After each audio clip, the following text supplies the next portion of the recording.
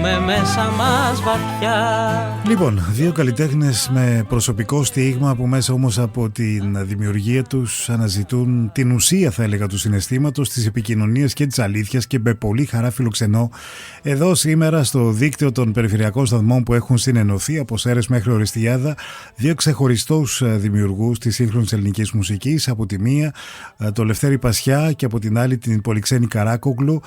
Αφορμή για την σημερινή μας συνάντηση, και χαίρομαι που μας δίνετε πάντα αφορμή να τα λέμε, η εμφάνισή τους η αυρινή στις Σέρρες. Συναντιούνται νομίζω και για πρώτη φορά επί σκηνής. Φέρνουν έτσι έναν άλλον αέρα με τα τραγούδια τους, με τις ιστορίες τους, με έναν κοινό παλμό έκφρασης που έχουν και οι δυο επί σκηνής και όχι μόνο. Σας ευχαριστώ και τους δυο που είστε μαζί μας, Λευτέρης Πασιάς και Πολυξένη Καράκογλου. Εμείς ευχαριστούμε. Ξανασυναντιόμαστε νομίζω με την Πολυξένη από την πρώτη στιγμή που ξεκίνησε την πορεία της, και με το Λευτέρη επίσης, αν δεν κάνω λάθος. Ναι, γιατί μιλήσαμε λίγο μετά τον πρώτο δίσκο και πριν κυκλοφορήσει ο δεύτερος. Έτσι. Και με την Πολυξένη κάπως έτσι έγινε το πράγμα. Δεν σου ξεφεύγει ποτέ τίποτα, η αλήθεια είναι, οπότε... Τι κάνετε, πώς είστε, πείτε μου. Εγώ ανυπομονώ να ταξιδέψω αύριο για τις Σέρρες. Με το Λευτέρη θα γνωριστούμε από κοντά αύριο πρώτη φορά, παρότι έχουμε μιλήσει άπειρα στο τηλέφωνο και νιώθω να το ξέρω. Τι λες τώρα? Χρόνια.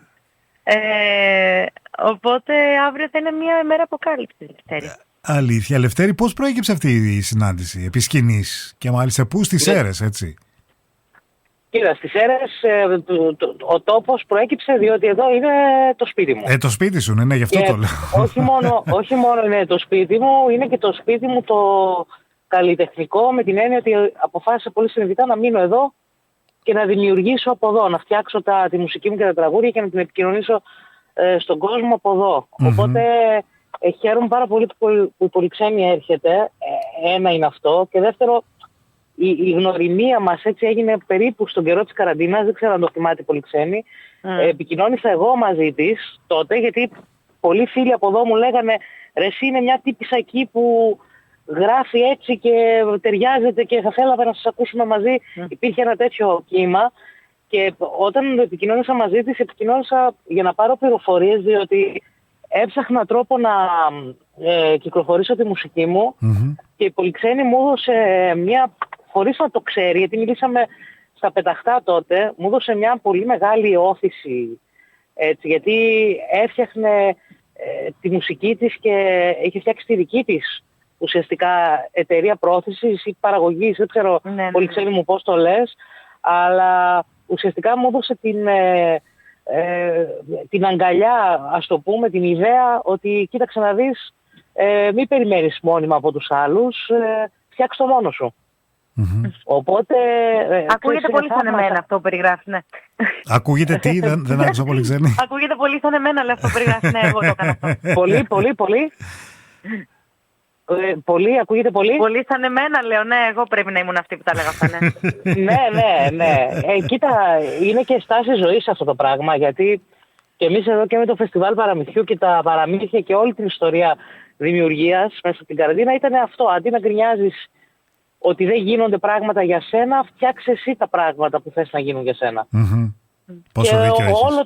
Όλο το πράγμα γυρίζει ύστερα. Οπότε είμαι πάρα πολύ χαρούμενος που έρχεται η Πολυξένη, που θα ανταμώσουμε, που θα τραγουδήσουμε μαζί, και το περιμένω και εγώ με πολύ χαρά, και η μουσική. Όχι, απορώ τώρα, επειδή Πολυξένη, συμπλήρωσε εσύ τι θέλεις να πεις πάνω σε αυτά που είπε ο Λευτέρης.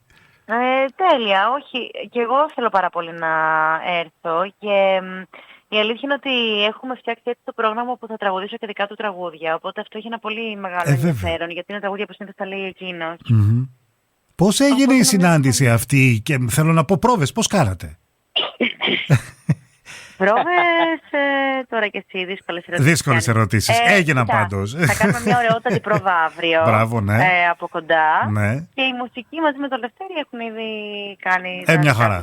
Μια χαρά. Είναι πάρα πολύ καλά οργανωμένη και η ίδια, έχω να πω, και αυτό να το καταθέσω και δημόσια. Οπότε έχουμε τους οδηγούς οι οποίοι είναι λεπτομερέστατοι εδώ και αρκετό καιρό. Σήμερα έχουμε την τελευταία μας πρόβα χωρίς την Πολυξένη το βράδυ. Και αύριο την περιμένουμε για να προβαριστούμε και για να κάνουμε παίξετε κιόλας. Ναι.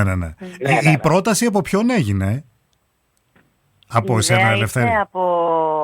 Ήταν στις αίρες είχε ανέβει ο Γιώργος ο Κορτές, ο οποίος είναι μάλιστα. το γραφείο παραγωγής μου με έναν τρόπο, και είχε πάει στο live του Λευτέρη, είχαν βρεθεί και έπεσε η ιδέα στο τραπέζι, γιατί συζητάγανε συνολικά για καλλιτέχνες κτλ. Και κάπως έτσι είπαμε να ανταμώσουμε. Το κοινό.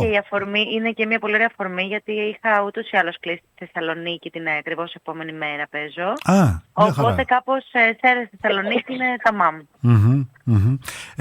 Το κοινό τι περιμένει λοιπόν αύριο το βράδυ και από τους δυο σας? Για πείτε μου, δώστε μου λίγο το κλίμα της βραδιάς, που φαντάζομαι θα είναι παρεΐστικο, Παρεΐστικο είναι σίγουρα, ναι. Παρεΐστικο είναι σίγουρα, γιατί ακριβώς το πρόγραμμα είναι στημένο και από εμένα που είμαι εδώ και το τρέχω εδώ και αρκετό καιρό. Η διάθεση είναι η επικοινωνία των τραγουδιών μας και των ιδεών μας με τον κόσμο, της δικής μας μουσικής, αλλά χωρίς αυτό να σημαίνει ότι ο κόσμος θα πρέπει να μείνει αμέτωχος σαν να παρακολουθεί μια παράσταση, ξέρω εγώ, σε κάποιο μέγαρο μουσικής, με το στιγνό του πράγματος.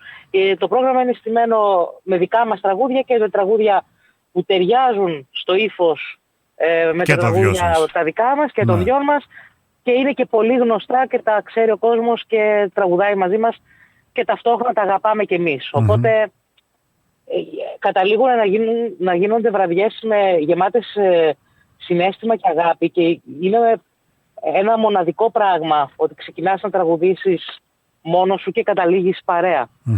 Αυτό είναι πανέμορφο.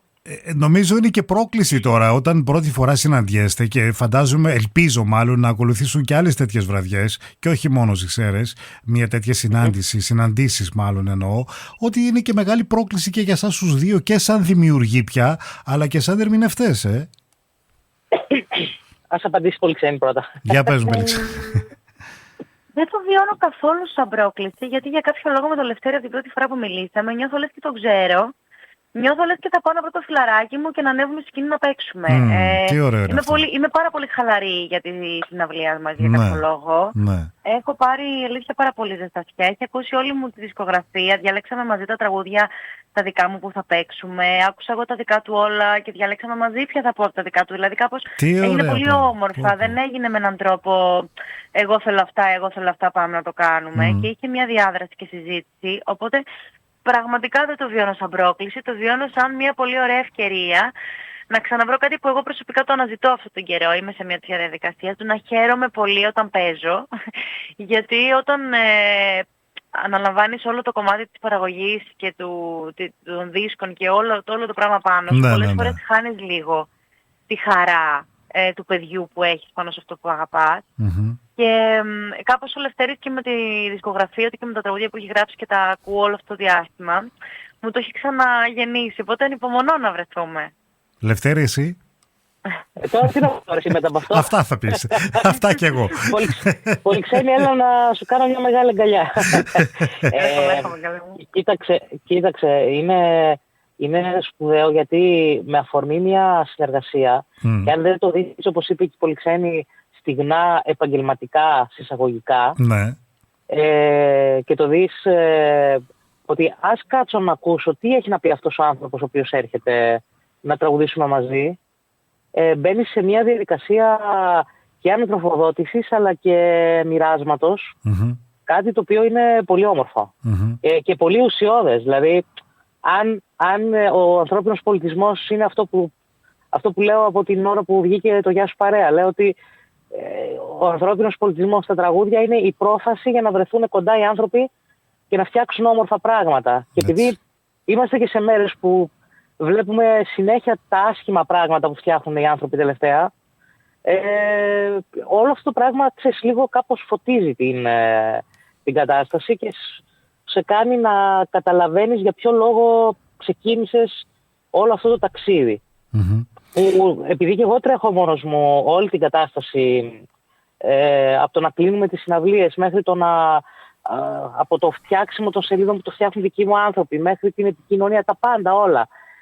με μικρές βοήθειες από επαγγελματίες, είναι κάτι το οποίο πραγματικά μπορεί να σε ρουφήξει και να σε κάνει να νιώσεις και, έτσι, και μια ματέωση κάποιες στιγμές και μια δυσκολία, αλλά η παρέα των ανθρώπων η οποία δημιουργείται την ώρα της πρόβας, την ώρα της παρουσίασης, την ώρα που κάποιος από κάτω θα τραγουδήσει, είναι ένα πράγμα το οποίο μπορεί να σε κινήσει πολύ έντονα, όσο μάλλον να έρθει ένας άνθρωπος τώρα από την Αθήνα, ο οποίος άκουσες εσύ τα τραγούδια του, αλλά άκουσε και εκείνη αυτά που έχεις να πεις εσύ.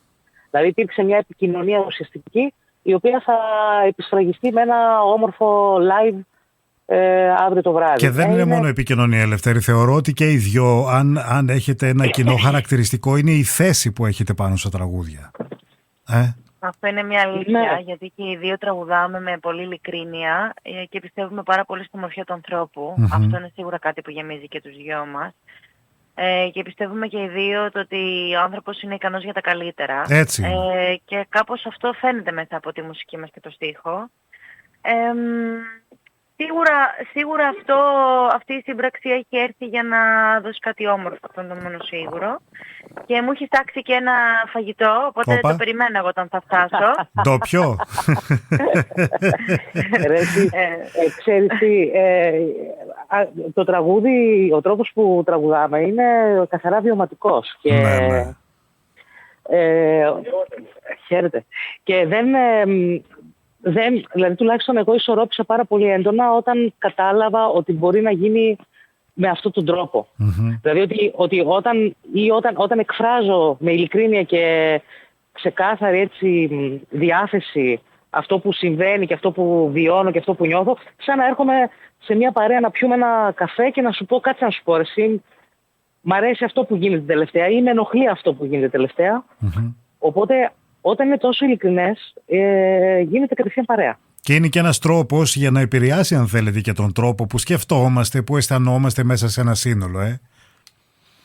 Είναι ένας τρόπος. Είναι σίγουρα ένας τρόπος και εγώ πάντα λέω και για τις αίρες και συνολικά για όλη μου την solo περιοδία που έχω κάνει μέχρι τώρα, ότι όποιος άνθρωπος βρει το κουράγιο μέσα σε αυτές τις συνθήκες να πληρώσει ένα εισιτήριο και να έρθει να δει ένα νέο καλλιτέχνη, έχει να κερδίσει και έχουμε και εμείς να κερδίσουμε από την παρουσία. Ακριβώς. Και δεν ξεχνάμε ποτέ, νομίζω αυτό ισχύει και για το Ελευθέρη, αν με αφήσει να μιλήσω εξ ονόματός του, ότι εγώ δηλαδή και πιστεύω και όλοι οι καλλιτέχνες δεν ξεχνάμε ποτέ τους ανθρώπους που μας στηρίζουν στα πρώτα μας βήματα και ειδικά όταν πηγαίνουμε σε άλλες πόλεις. Ναι. Γιατί είναι ένα τεράστιο βήμα να πεις ότι αφήνεις την ασφάλειά σου το κέντρο και πηγαίνεις σε μια άλλη πόλη. Ναι. Και τεράστιο φυσικά και το κόστος, έτσι. Δηλαδή είναι πάντα ένα λαχείο όλο αυτό. Έτσι είναι.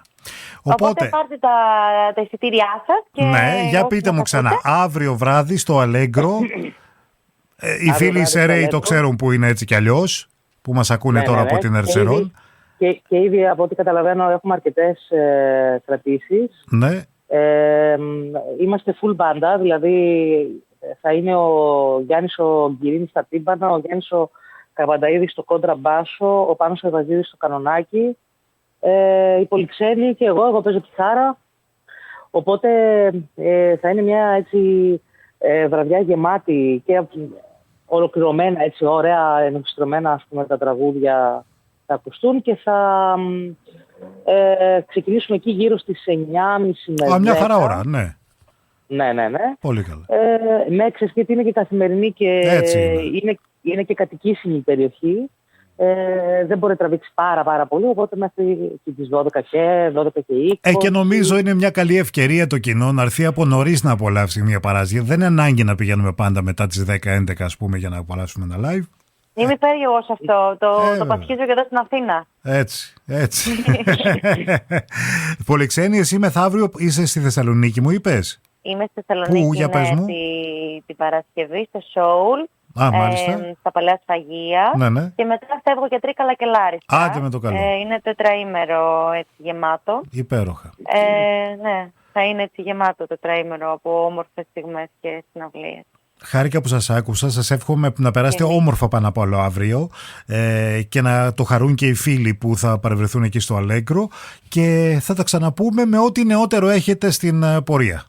Είστε επανειδήν, θα πω. Ευχαριστούμε πάρα πολύ για το βήμα. Το έχω πει ξανά.